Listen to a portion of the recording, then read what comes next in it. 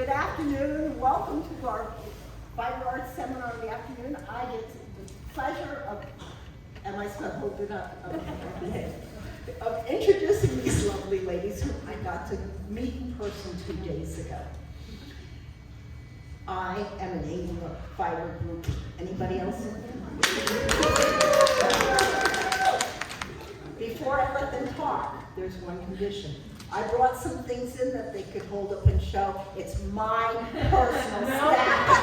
It cannot leave with anybody but me. Promise? Okay. So, Macrina and Steffi, I got to meet the other day. They told me they joined forces in 1999, so they've been together a while, and that it's been a journey from buying that first spinning wheel to this enterprise where we all compete to see who we get the best stuff. Welcome them, and it's yours, ladies.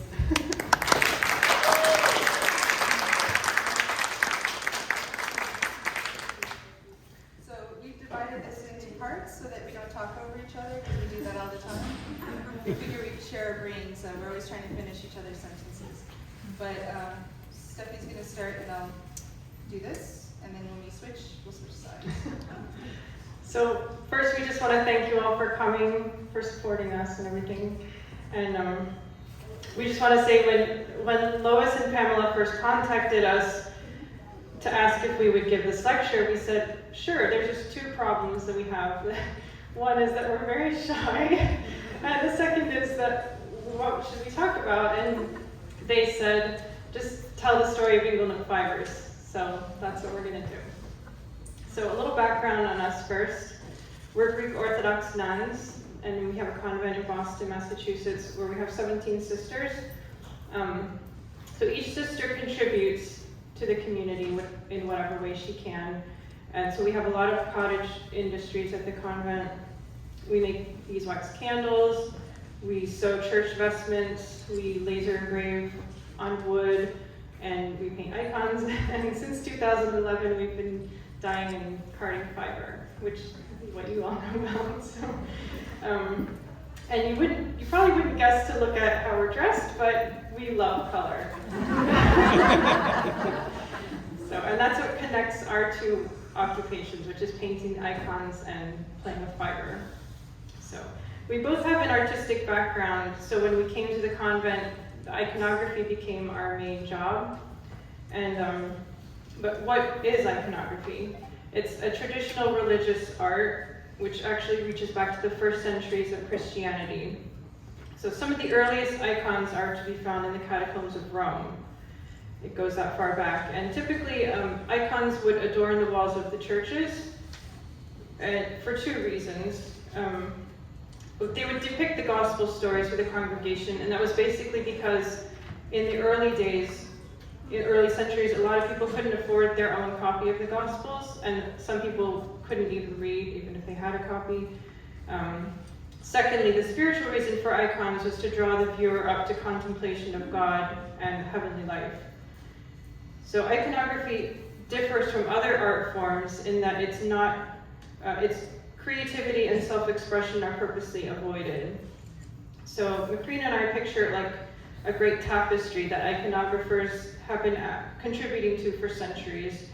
And our job is to study that pattern by studying older icons and continue it for future generations.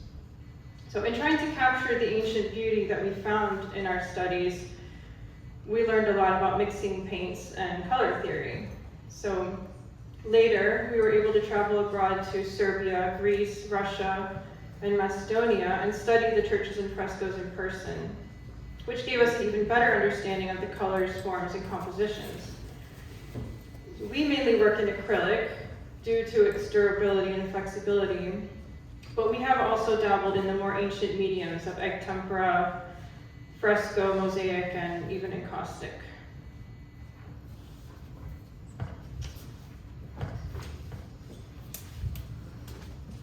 But nuns have hobbies too.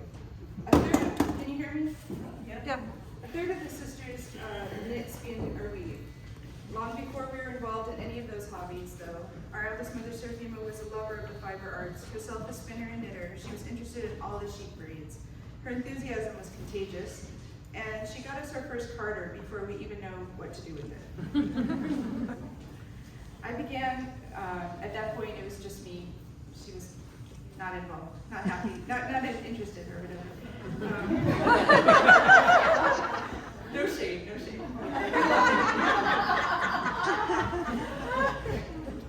I began by taking some of the braids that I had that were dyed and that either I or the sisters had and weren't excited about, and we would break it down and card it into something more interesting, adding in silk and that. So I bought all of our add-ins at that point pre-dyed and was happy to give away the bats in order to card new ones. It was a real creative outlet for me to suddenly just play with color with no strings attached, pun intended. We had some bats that we had bought at a local fiber festival, which we pulled out a few years later. They had been in storage, and they had stuck together so much they weren't spinnable. Since then, since they were only wool, we learned a lesson and always include some fibers that won't felt, such as silk and bamboo or even nylon, to hopefully avoid the situation occurring with our work. This time period was important, as we were spinning our own things a lot and soon came to know what we loved in texture and color and how things blend in the carding. How you can use that blending to your advantage and choose your add-ins with the knowledge that depending on whether you want the color you are adding to pop with silk noil or bamboo or mulberry silk, or reseed and just tint the color like tussle, you can choose the color of those things accordingly. We decided at this point to blend the textures enough to make it easier spin. We would card everything twice. I shared the bats with the sisters and they insisted that we should sell them. Thus, Inglenook Fibers was born in 2011. Some of our first fiber friends who believed in us from the beginning are Tom and Diane Golding of Golding Spindles. Diane encouraged us to provide them with fiber samples to include with the spindles to get the word out, and this is a relationship that we value and continue to this day. Why did we name our shop Inglenook Fibers? An inglenook or chimney corner is a recess that adjoins a fireplace. In the old days, it was a place where family would gather to do their handiwork. It also evokes a cozy atmosphere of working beside a roaring fire. That's our library on the right. So we actually have one. When we made our first sales, I was just excited to buy more ingredients. I just wanted to keep making bats. I didn't care anything about it. And we sold our hand spun because I love spinning, but wasn't able to use it as much. You know. I loved art yarn so much, the textures and colors, it really pushed all the buttons. But as we promised ourselves, we would never get into dyeing. We just didn't have time for that. We had no space to do it. It was not a part of the plan. We were happy simply to make the bats and, you know, include breeds. We loved including a little bit of really woolly wool, but no, we were not going to dye. But it didn't take long before we were craving the colors that we couldn't buy. Being color nerds ourselves, we'd say, but it's not the right green. You know? So another friend of ours and one of our first customers was Lori Lawson of Capistrano Fiber Arts on Etsy. She encouraged us to try dyeing by sending us some undyed fiber from her own stash. It's been so much fun, we never looked back. So much fun to make our own colors. We have done tons of experimenting. And, oh, how would you hear? I'm sorry. Don't look. So much for not dying. I should mention that this was my hobby at this point, and our main work was still the iconography. At this phase, Steffi helped me with dye recipes, but she was not interested in pat making. Wow, how'd you get there? Oh, did I skip a section? Oh, I did, you're right, sorry. Okay, sorry. Around 2012, our dream of having a larger painting studio became a reality. That's the new studio. Oh, wow. Including a fresco room, quote unquote, with stainless steel counters and a sink. We had asked to include the space to allow us to mix our plaster for frescoes closer to the studio, instead of hauling buckets up a few flights of stairs. We did use it for this, however. So we did, I can prove, but we did use it for that. Now this is what it looks like. The man who made our cabinets is this wonderful woodworker named Paulus. And he was so meticulous about everything. We loved working with him when we did this edition. And after it became a painting studio, I was like, I hope I never see this man again. He will hate me if he sees these cabinets because they have dye all over them.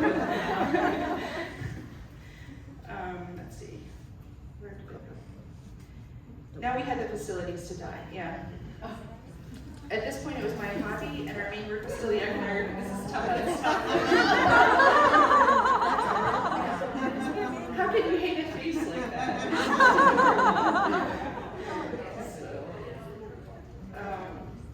Okay. She helped me with the dye recipes because it really equates to the paint that we mix. So we first started with, well, how would we mix this in paint? And tried it with dye. We found a lot of differences between the two mediums, and but she was not interested in bat making at all. It was adamant. She did not need another hobby and would stick to knitting, but never learned to spin. She had no time for that nonsense. It's okay, no shade stuff. So these are our current books of recipes. On the left is all the dye recipes that we use just for semi-solids and stuff. And then you can see there in the middle there, those are our paint books. So we do the same thing when we're mixing paints to copy an old icon. And we're continuously adding new colors. No. We're bursting out of the seams right now. So our next phase was the fleece. I promised myself we were not getting into washing fleece. I'm sorry, I don't have time for this. We had enough on our plate, and I could purchase so many breeds already in top form. Let's not get crazy. Oh, sorry. Oh. Stuffy. Did I mention I have a habit of falling hard head over heels for things? You probably guess what happened next. In our defense, we started with a few breeds we couldn't find anywhere else, like Bond and Cormo were very difficult to obtain in other forms other than fleece, and we were powerless once we started that. We began adding fleece to the bats, including washing our own, sometimes dyeing, picking, adding a lot of extra labor, but it really makes a better product. We also love the depth that it gives to the final bat. The last thing I said, absolutely not, was natural dyeing. If anyone here who's done it, they can attest that it's extremely laborious. And we love the colors so much. The shades were so beautiful and subtle, but I said, no way. And what happened? A dear friend, Kyoko, heard me out and promptly ignored me, as a good friend should do, and sent us several natural dyeing books in the mail. I was doomed. Another rabbit hole, and this time I even took some classes from Jackie Otino. We learned a lot. Reading those books on natural dyeing reminds us of older techniques, which we had also tackled, like fresco. So much depends on the local materials available, the water, etc. It all affects everything. It is both technical and also instinctive. The results were often a surprise.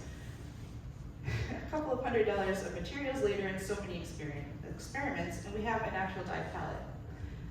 However, since we focus on fiber and not yarn, one downside to natural dyeing is the need to heat it twice. You heat it for the mordinting and then also for the cooking of the fiber. Avoiding fulling or damage to the fiber is much more tricky. This was our only foray into yarn dyeing. We did it especially for that reason, as you could manipulate the yarn much better in and out of the pots. And we love the colors, but we do it rarely now.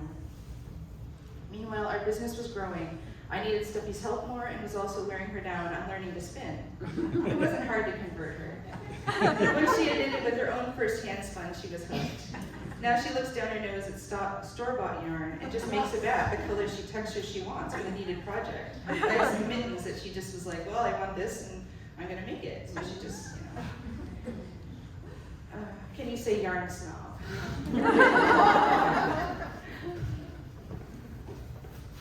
So in early days, when we would typically card a bunch of different semi-solid bats, and then we would divide them into smaller pieces and mix and match them to make our roly-polies. That's what we call our rolling, those bats. We always added silk and bamboo to prevent felting over time. But now that the demand was growing, we needed to produce more. We needed to have formulas to create larger batches of bats. So we found a good proportion that we felt happy with, using a set percentage of wool, fleece, and shiny add-ins. And this helps us to make batches that all match, and also my brain works better this way. I can't just throw everything together like some people do. But by nature, we just love playing with color.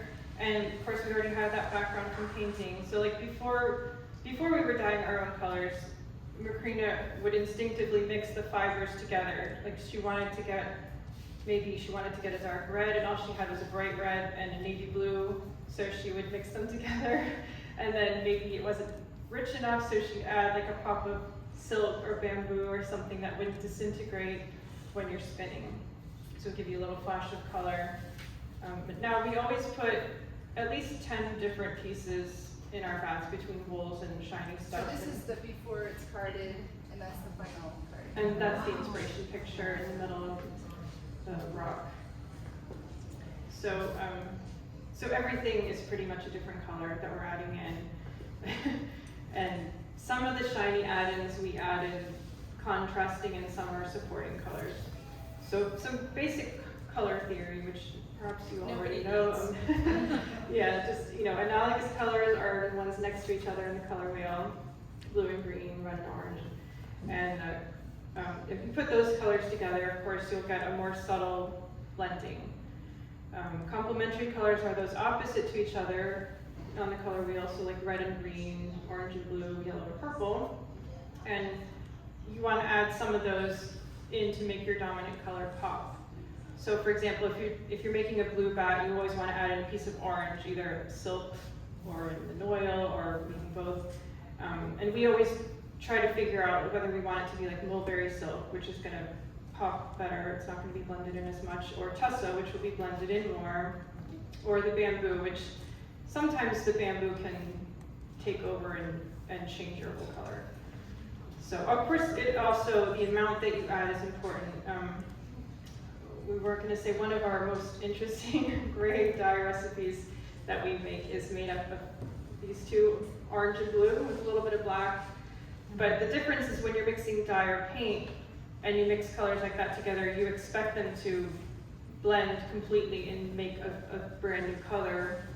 Whereas when you're mixing fiber, you really just want to add a little bit of contrasting color just to nudge your main color. You don't want it, well, usually we don't want it to blend into a gray like that. So in the first carding, we often stack the wools and the fleeces like in a gradation, either from light to dark or from one hue to another.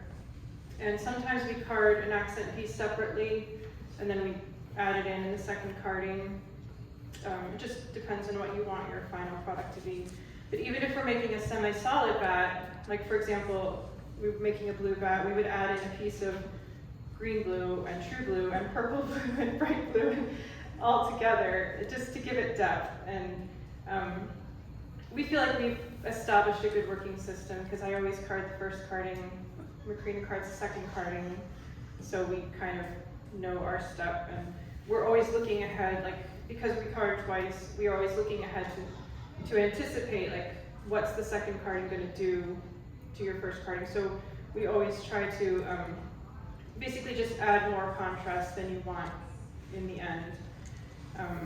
And as far as how much silk and oil and sparkle to add, well, when I'm carding, I'm just watching the drum, and when I can't see any more sparkle or oil, I just add more.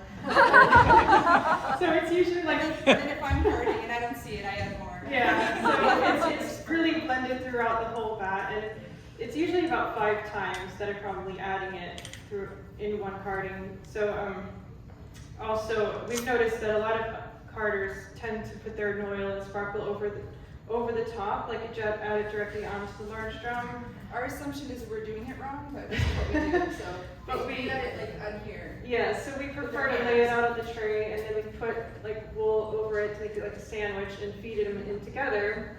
And we just feel like it blends into the bat a little bit better, so that when you're spinning it, it won't all just fall out as you're spinning. Because sometimes it'll just sit on top, or just be on the outside. So anyway, ours is throughout. Also,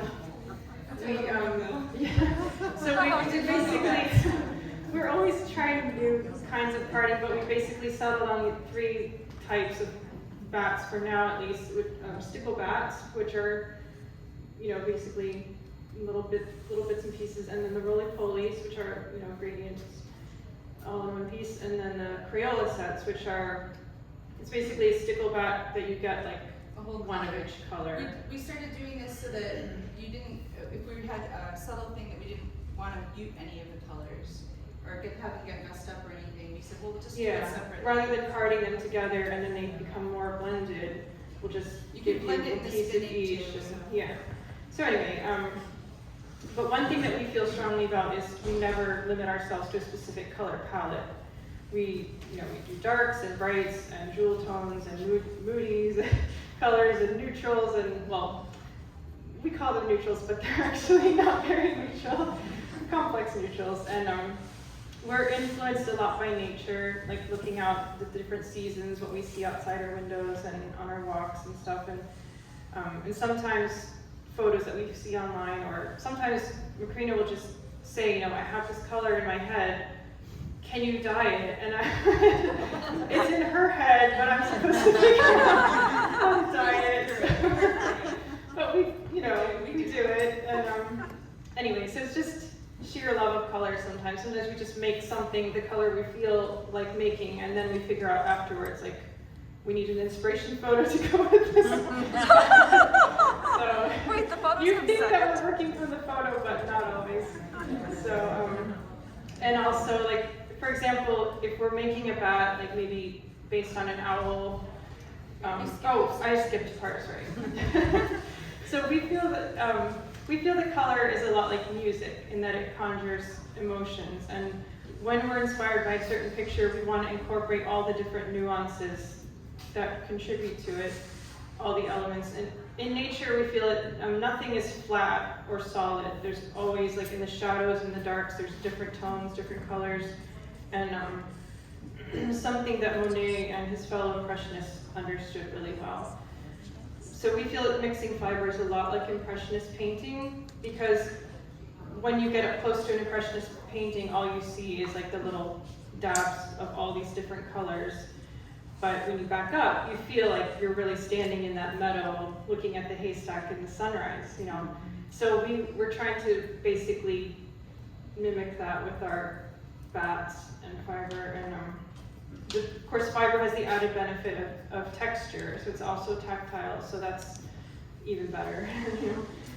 So yeah, for example, when we're making a bat based on an owl or a picture of an owl, we would draw from every bit of it, like the color of the feathers, the wings, the beak, the eyes, the tree branch that's sitting on, the lichen on the tree branch, like everything. And also our own artistic license that says, that there's actually purple in the shadow of the wing, So Macrina says that our bats are 70% accurate representation and 30% imagination. So anyway, a lot of people ask us if we are going to do a bat club, and we have done a couple of 3-month bat clubs, but we can't really keep up with doing a lot of bat clubs. But one thing we do every year for the past 6 years is our 12 Days of Christmas sets. So it's basically a 5 or 6 ounce gradient, 12 color bat gradient set based on an image. And this is also where our Ravelry group has a lot of sway, because they often get to vote on which image we choose that year. And we do a spin along there. And we also try to do a different kind of color palette every year, like neutral one year, or jewel tones the next year, or that type of thing. So we basically plan all 12 colors at once and dye everything. And then while we're designing it, we're trying to pull in, like, you pull in colors that are going to be next to your main color, like before and after it, just to sort of make it homogeneous, blend throughout. And This might have showed that better. oh yeah, so this is last year's set that we did with everything laid out that in the order that we carded it, and then the final yarn those are some customers' Wonderful pictures that spinners. we Those sold. are not our spinning. We sold those on By the way, Instagram. we stole Anyway, so the first year we did the 12-day sets, we made 50 sets. Now we make 200 sets, which means washing and picking 18 pounds of fleece and carding, because we could only fit 3 between 3.5 to 4 ounces on our carder. So we card 288 bats, 2 cardings each. So needless to say, that eats up a couple months in the fall where we don't really do much else. But we, you know, we have help from other sisters, and Valerie helped us with the bagging and labeling. And anyway, so it's a labor of love, and we feel it brings everyone together because so many people are spinning the same thing together. So we started out being best known for our bats, but for various reasons we have begun dyeing more braids lately. One reason is we can't keep up with the demand for the bats, which are more labor intensive. And we're still painting churches, don't forget, so this is not our only job. Another reason is that certain images just translate better into braids. In 2013, we started a new line of custom designed vases from World of Wool in the UK for overdyeing called Bat and Braid. We love the idea that you can design your own blend. The possibilities are endless. We're up to 58 currently. We don't order them all the time, but some have been coming back since the very first time we ordered them. They consist of 3 or more ingredients, usually of differing textures, sparkle, a streak of black, or even sari silk, anything to make an interesting blend that will spin into an interesting yarn. We find it's like in between. Yeah, so Well, we did this herdwick one once, and then we never went back to it. Yeah, too many people were scared of the Herdwick herdwick. is fun, but. But so she took this one of her early spinning projects. She took this and then just added on some undyed herdwick on the edge for the. We had to face the reality. We just couldn't make enough bats. So this is a way to offer our vision of a blended product that we don't have to. So we can do more. As with the bats, we tried lots of things and are still experimenting with all of our methods. It begins with the image. What we think best will translate that image into fiber. Does it need a subtle gradation? Then we'll be laying it out and steaming it. Or are we looking to create a complex solid? In that case, we've recently started pouring or sprinkling over a base color in a pan, or sometimes 2 or 3 or 4 or 5. Basically, we never stop trying new things. Our latest dyeing trend is the gradient braid sets, which we started off by making individual colors that we thought would go well together, and realizing it would be great for a larger project, a sweater or such.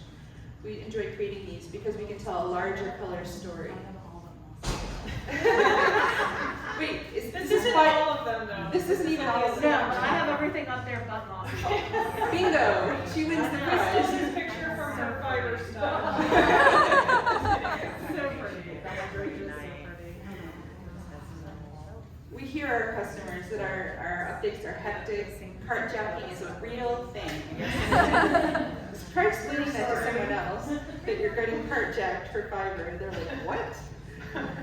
This is the 4th month now that we're trying to do pre-sales to allow for easier participation for everyone. Our Tour de Fleece fiber will also be sign-ups through the shop. So that gives a couple days, you have to take your time, think about it, choose your base, and then that happens. That's dark and stormy night there. This is dark and stormy night and breaking it up, but so yeah, that's the Leaning Tower of Pans. So another type of fiber we love to carry is just the mill blends that we designed from World of Wool. It came about as a more economical way to use our designs. It doesn't take away our time available to do other things, and it's a great way to keep the shop stocked when it's in between updates. So it's not like, I thought you sold bats. Why is there nothing in your shop? I'm sorry. We've done various seasonal or themed blends, such as elemental blends, geology blends, Tolkien blends, soft blends, sari silk blends, and currently our bibliophile blends, each of which is focused around different materials and textures, but we try to make it so that they can go together in a project for color work or whatever. We are always looking for new ways to dye, card, or offer fiber to our customers. We love color, we want to translate that to the work. The bottom line is that we have to be enthused by our work because that comes through, and it makes others like it too, we think, we found. We like color and combos that we can't wear ourselves, so send us all your pictures. We like to see your work, so we sort of live vicariously through your garments. We love that we're not offering any finished product like yarn, because if I were dyeing yarn, seriously, first of all, the market is full of wonderful yarn dyers. No need for another one. I don't think I could even figure out, whatever, but I feel like that's a finished product almost. It really dictates a lot of how your work is going to come out. Whereas the spinning, it's like it's building blocks. You can do anything with it. You can combine it. You can stripe it. You can do anything. So I like that. In the end, our work is not all fiber though. When we return to Boston, we'll be starting a new painting project. The back wall of, sorry. Yes.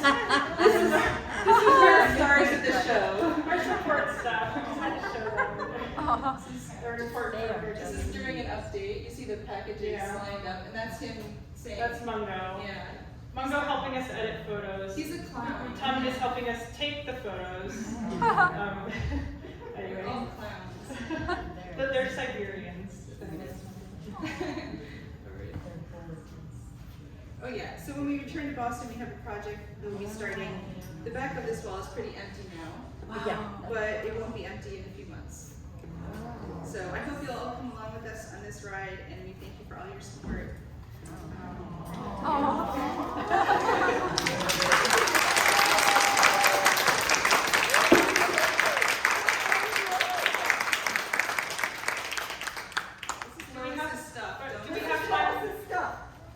Would you tell us a little bit about each of these? This is an ingredient set you won't find anywhere because it was Honui, and they're having a hard time getting it to us right now. Yeah, our company is lost. But this one, they're not going to talk about it, I know. Okay. It's called Fungus Among Us. And here's the inspiration picture, and you guys are welcome to look at this. I am checking everybody as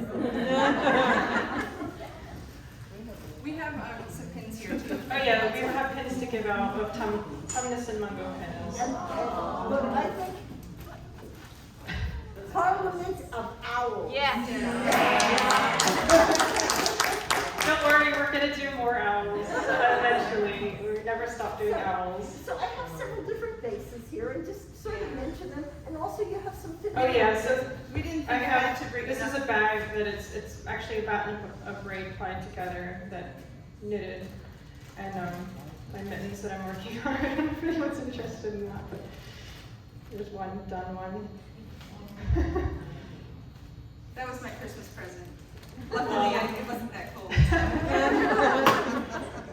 She'll get it eventually. Yeah. But so Maybe you have questions. yeah. I don't know. Any questions? Can you hold that nice, not so Oh. It was supposed to be a quick gradation, sort of. We want to take a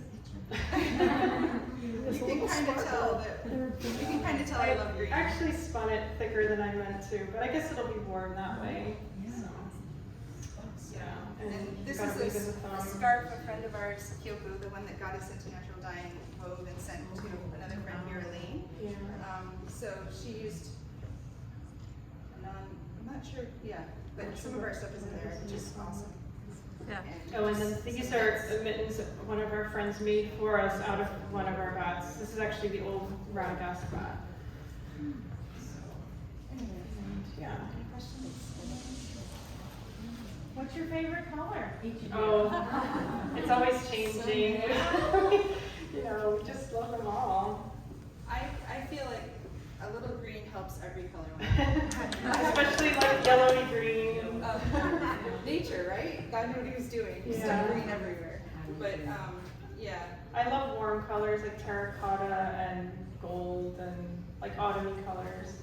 But I always said that I don't like blue, but I actually do like blue. I cut your stealing stuff that's blue, and I go, I thought you didn't like blue. Just depends on what blue is. We like everything. Yeah, the only color I really have a hard time liking is taupe. I just, Is that a color? yeah. But Well, everything else, every yeah. gray, every neutral, you If find a beauty about it. Anybody paints their living room or their house beige, and she says, why? I mean, the color paint costs the same. Why would you paint your house? As a kid, every time I went to the hardware store with my dad, I'd come home with a pocket full of those paint samples. And so I had them all over my wall, and I was like, isn't this normal? And I was like, you're weird, why do you want that? Go, it's so pretty, it's so happy. So, thank you for coming, I appreciate it.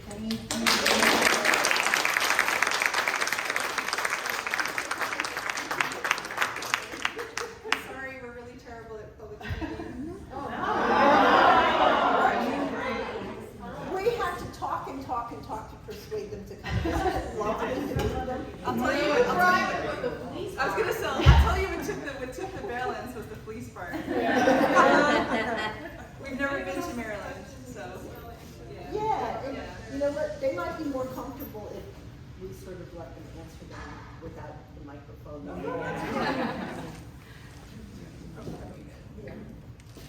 Anyway, so you'll notice some other people that look like us here. That's our sisters from Virginia. Yay! One of them is actually related to me. We don't look anything alike, but she's my sister. I think you know which one it is because she has the colorful mask. So,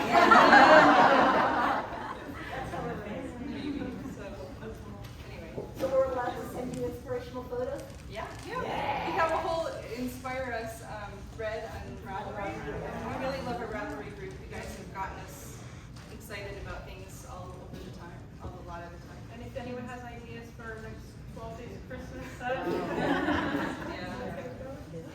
Oh, and I have to say thank you for this pre-order. Oh yeah, pre-order, yeah. Thank you. We're glad it's working out. Was that your painting on the across the Carter? It was photographs, but yeah. So pretty. So we spend hours and hours and hours and hours and hours coding and carding. So you're just like, you know, we've listened to some audiobooks, we've done this and this. You gotta keep going somehow. It makes you happy. So. It's like marvelous to and thank you for